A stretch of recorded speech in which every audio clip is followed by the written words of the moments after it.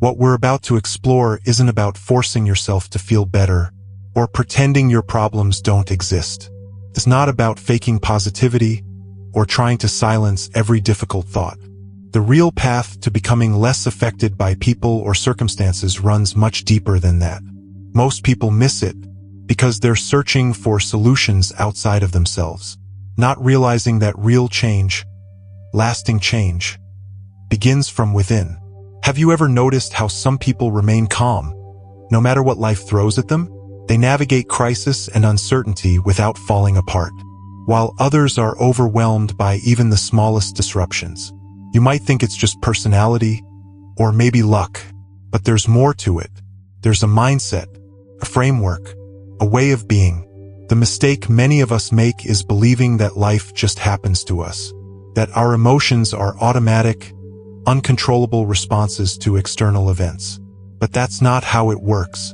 Everything we feel, every reaction, is shaped by how we see the world, by the beliefs we carry, and the emotions we haven't yet learned to manage. It's like wearing glasses with tinted lenses.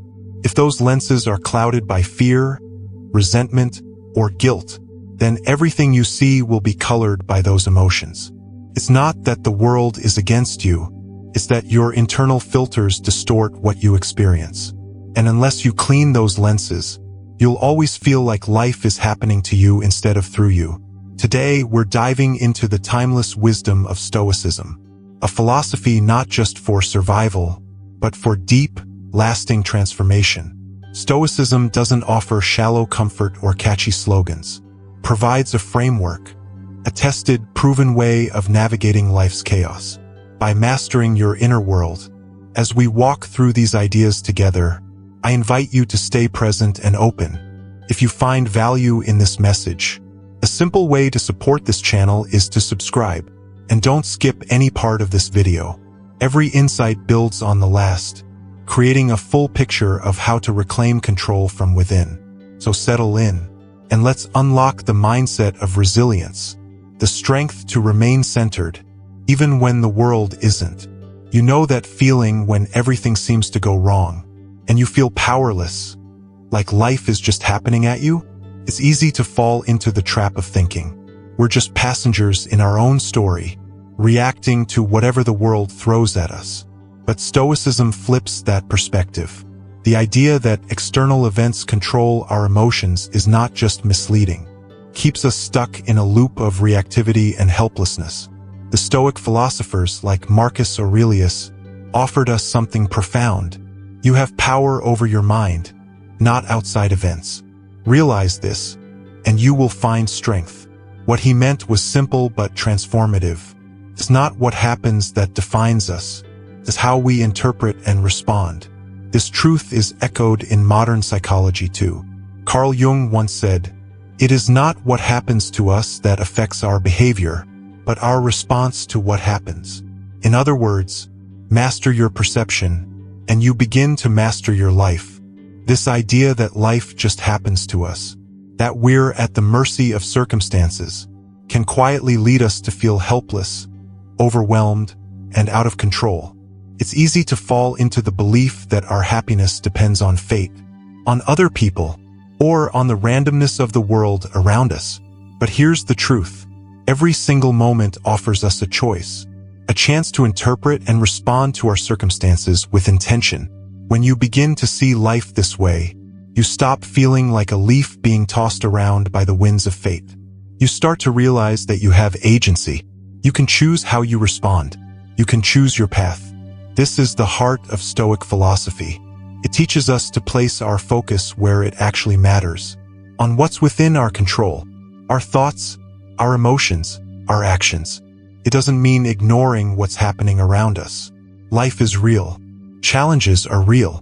But it means shifting our attention from what happens to us to how we engage with what happens. It's the shift from, "Why is this happening to me?" to, "How do I want to respond to this?" That change in mindset is powerful. It moves you from feeling like a victim of life to becoming an active participant in your own growth. Let's go a little deeper, because what I'm about to say might challenge how you've been taught to view the world. You are the creator of your reality. Now, this isn't some mystical claim. It's not about bending spoons with your mind. It's about understanding how deeply your perceptions shape your life. This is core Stoic wisdom, and it's echoed in modern psychology too. Marcus Aurelius once said, "Our life is what our thoughts make it." And that's no small statement. It means that your experience of life, its richness or its suffering, is more about your mindset than your circumstances. Carl Jung said something similar. Between stimulus and response, there is a space. In that space is our power to choose our response. In our response lies our growth and our freedom. That space, that moment where you choose how to react, that's where your power lives. When you really grasp this, you stop blaming everything outside yourself for how you feel. Yes, external events are real. Yes, they can be hard, but they don't own your inner state unless you hand over that power. That's why the Stoics placed so much emphasis on focusing on what you can control. You can't control the weather. You can't control traffic. You can't control what someone else says about you, but you can control your response. Let's say you're stuck in traffic, and that familiar frustration starts rising up. Ask yourself, will getting angry clear the road? Of course not, but it can ruin your mood, your day, and maybe even your interactions later on. That's your moment of choice. You can switch mental gears, maybe turn on an audiobook or music you enjoy. Now that same situation becomes an opportunity. You're not stuck. You're learning, relaxing, reflecting. Same traffic, different experience, because you chose to reframe it. And that's the secret. Life doesn't have to be perfect to feel purposeful. It just requires you to show up with the right perspective. This doesn't mean you're faking positivity. It doesn't mean you're denying the frustration or pretending everything's fine. It means you're making a conscious choice to respond in a way that uplifts your life, rather than letting a single moment pull you down. This ability to reframe isn't just a clever mindset trick. It's a deeper shift in how you live, a way of becoming more intentional, more aligned with your values. When you adopt this perspective, you stop reacting out of habit or emotion. You start responding with clarity and purpose. Even difficult moments become opportunities for patience, growth, or even quiet joy. That's the heart of creating your own reality. It's about cultivating a calm, steady mind, one that can't be easily shaken by outside events. Because Stoicism teaches us, peace doesn't come from avoiding trouble. It comes from knowing how to handle it well. So let's talk about taking back control. Not in the traditional sense of dominating situations or people, but in the deeper, quieter sense of reclaiming your internal power. The Stoics had a lot to say about this. They believed real strength comes from mastering your own responses. That pause gives you space. It gives you power. It's the first step in not just emotional control, but in leading your life with intention. When we talk about empowerment, what we're really talking about is self-mastery. Carl Jung put it perfectly. I am not what happened to me. I am what I choose to become. That one sentence holds so much truth. Your past doesn't define you. Your circumstances don't define you. Your choices do. And that's what makes this so liberating. No matter what's going on around you, you always have the power to choose your next step. Taking back control begins with recognizing that power. And yes, it's easy to forget. When things go wrong, when life feels heavy, it's tempting to throw up your hands and say, "There's nothing I can do." But the Stoic perspective pushes us to look again. Even in the hardest moments, we still have control over something. Our interpretation, our mindset, our response. Let's say you lose your job. You could see it as a complete collapse, or you could see it as a turning point, a moment to rethink your path, to chase something more meaningful, to ask yourself what truly matters. That's not just stoicism. That's strength. This doesn't mean ignoring the pain, the frustration, or the emotional weight of something like losing a job or facing a letdown. It means choosing deliberately a perspective that lifts you up rather than one that drags you under.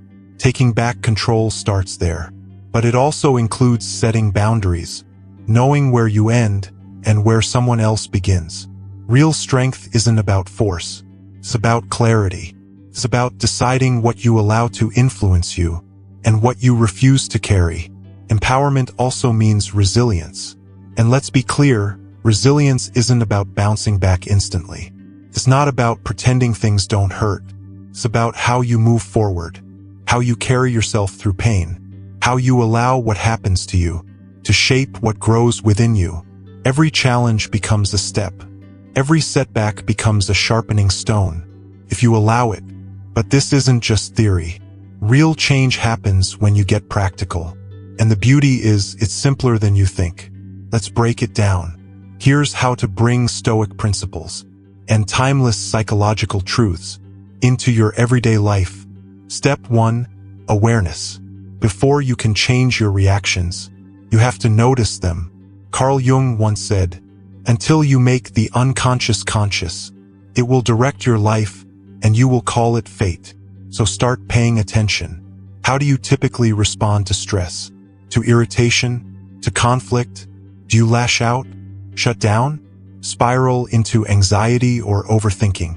Just observing these patterns without judgment is the first move toward mastery. Step 2. The pause. When emotion rises, anger, fear, frustration, take a breath. That breath is not a delay. It's a doorway. It creates space between the event and your response. And in that space, you gain your power back. Ask yourself, what's really going on here? Is my reaction based on what's happening now? Or is it being shaped by past wounds, assumptions, or fears? Step 3. Reframe. This is where the shift happens. Start questioning the story you're telling yourself. Say a friend cancels plans last minute. Your first thought might be, they don't respect me. But stop, what else could be true? Maybe they're overwhelmed. Maybe something came up. This doesn't mean you excuse poor behavior. It means you refuse to let your peace be hijacked by assumptions. From this place of clarity, you can respond, not react. You can choose to address the issue calmly, directly, in a way that reflects your values, not just your frustration. You move from impulse to intention, and that's the difference between living by default and living by design. Is a powerful expression of control and personal agency. To deepen this practice, reflection is essential. At the end of each day, take a few quiet moments to review. Think back on the moments you felt emotional. Ask yourself, did I react out of habit? Or did I pause and choose my response? What could I do differently next time? This isn't about self-criticism. It's not about shame. It's about awareness. It's about growth. Each reflection is preparation for the next challenge. Like physical training, this kind of emotional work builds strength over time. The more you practice, the more natural it becomes. Soon your responses won't come from reactivity, but from intentionality. Over time, you'll notice you're no longer being tossed around by every emotional wave. Instead, you're steady, clear, grounded. Let's visualize it. Your emotions are like a storm gathering on the horizon. You're standing on a beach. The clouds darken, winds rise, waves crash harder and harder. That storm is anger, fear, sadness, anxiety. It's real, it's powerful, but it doesn't have to consume you. Now picture this. You have a shelter on the beach. It doesn't stop the storm, but it protects you from it. That shelter is your awareness, your discipline, your perspective. From within that shelter, you can still see the storm. You acknowledge it. You respect its intensity, but it doesn't overwhelm you. This is the Stoic mindset in action. You don't try to control the uncontrollable. You change your relationship to it. Carl Jung echoed this idea.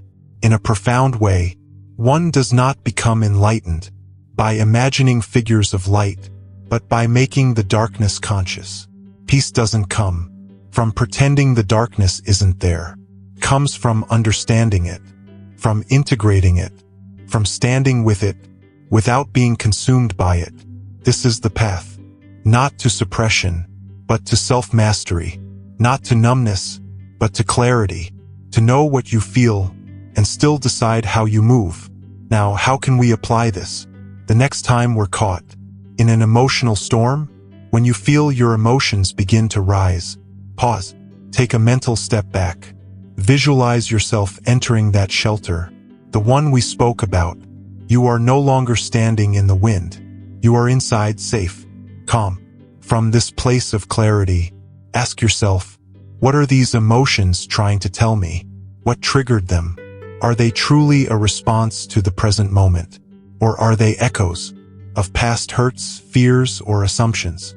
This practice of visualization is more than just imagery.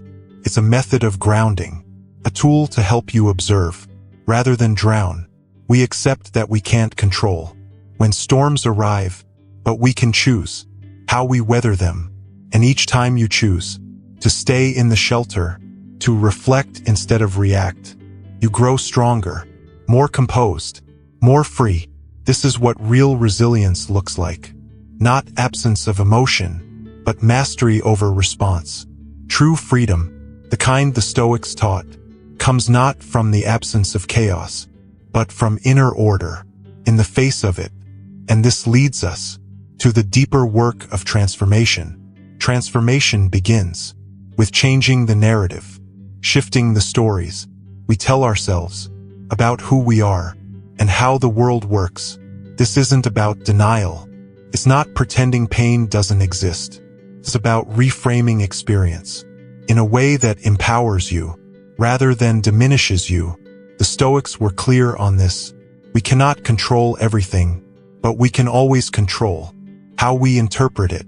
Epictetus put it simply, it's not what happens to you, but how you react to it that matters.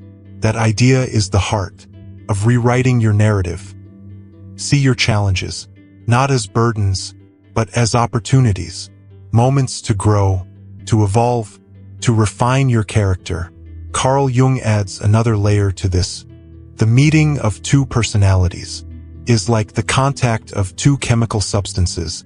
If there is any reaction, both are transformed. Every interaction, every trial, has the potential to transform you if you're willing to ask the right question.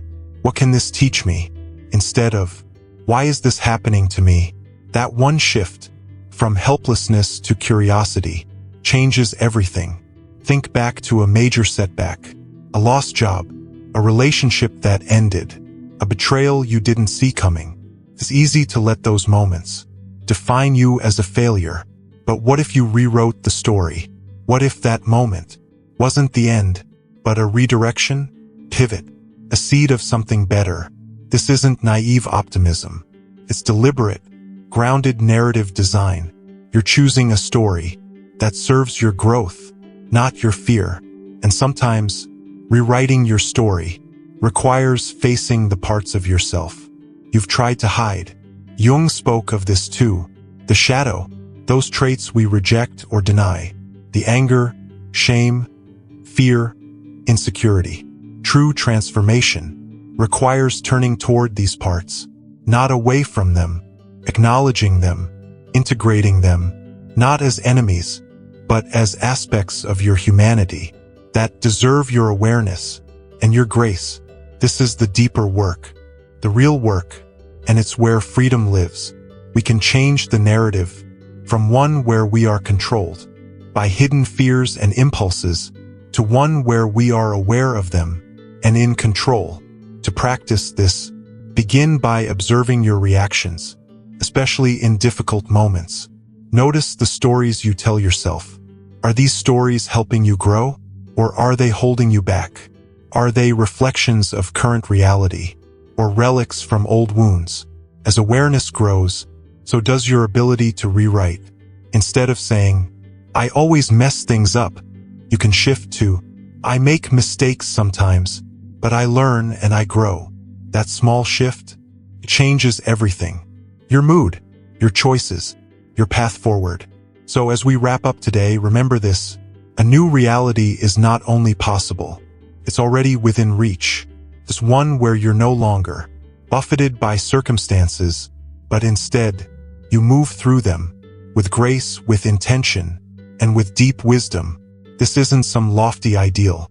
It's a lived state of being, built through practice, through self-awareness, through self-control, and through the courage to look inward with honesty and compassion. The Stoics taught us, your only true possession is your inner state.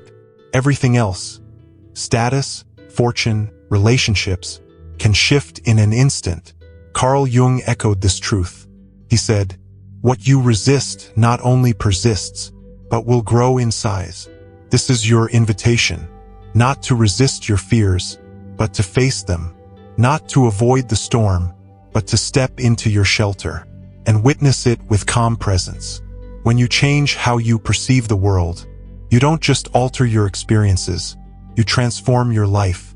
So step into this new narrative. Let today's insights take root. Apply them, experiment, reflect, grow. Watch closely. As your sense of agency deepens, your emotional control strengthens, and your reality begins to shift, not by chance, but by choice. Thank you for spending this time with me today. Carry these ideas with you. Let them marinate in your day-to-day experiences. And watch as a new life unfolds, one where you are the master of your inner state, capable of weathering any storm, calm, rooted, free. Your new reality awaits, and it's one of peace, power, and profound transformation.